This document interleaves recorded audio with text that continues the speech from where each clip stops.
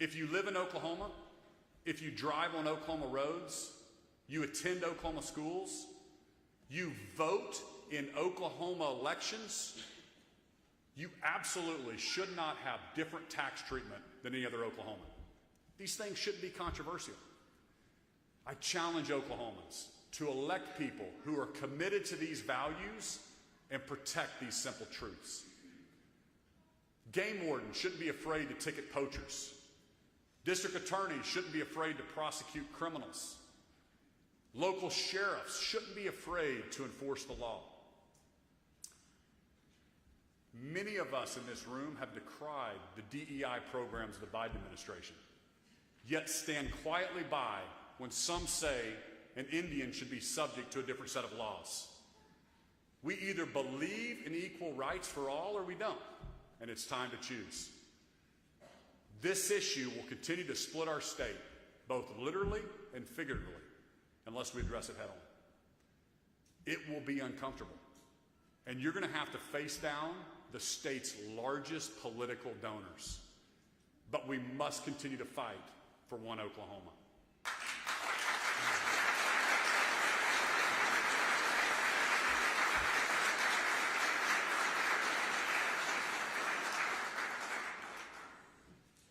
Every year, there are challenges to address and hurdles to clear. And we get to decide, are we going to meet the moment? Every year, while we disagree and argue about some things, we come together and work for the good of our state. I enter this session with more optimism than ever. Let's dream big. We've proven to the world that Oklahoma is second to none. It's a state that promotes innovation, champions freedom, and creates opportunities for its people. Oklahoma wasn't built by government planners or bureaucrats. Oklahoma was built by entrepreneurs, risk takers, and innovators who believe in free markets and the American dream. This idea that if you work hard, you take risks, and you create value, you should be rewarded. There is much more to come for our state. Opportunities we couldn't even have imagined 7 years ago are knocking on our door, asking to be part of the turnaround here in our state. As we enter into 2026, I hope our discussions are full of potential and shared optimism. Let's pursue the well-being of Oklahomans instead of our own self-interest.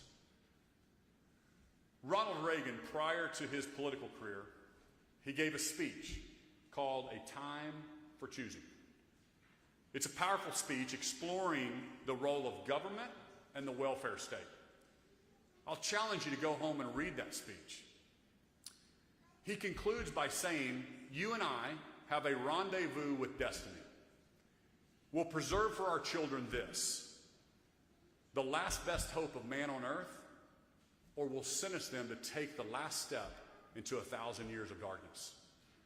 He's reminding us that we have to teach our children that there is no such thing as equal outcomes, only opportunities.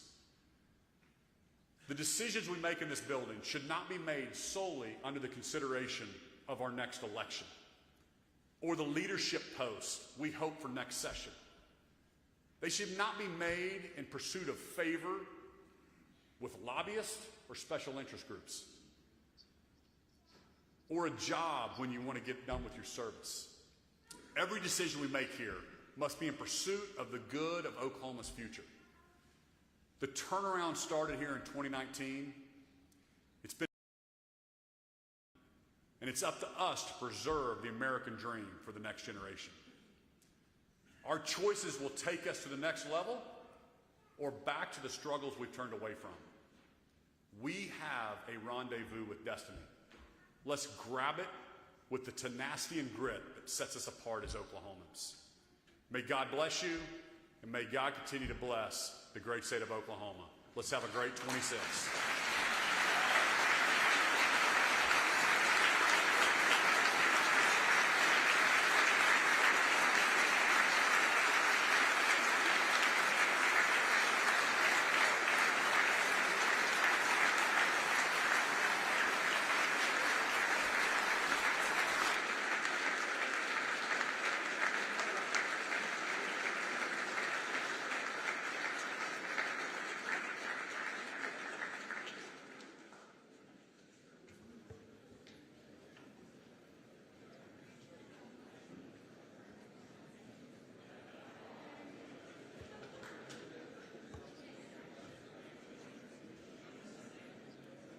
Representative Josh West from Grove, America, you are recognized for a motion.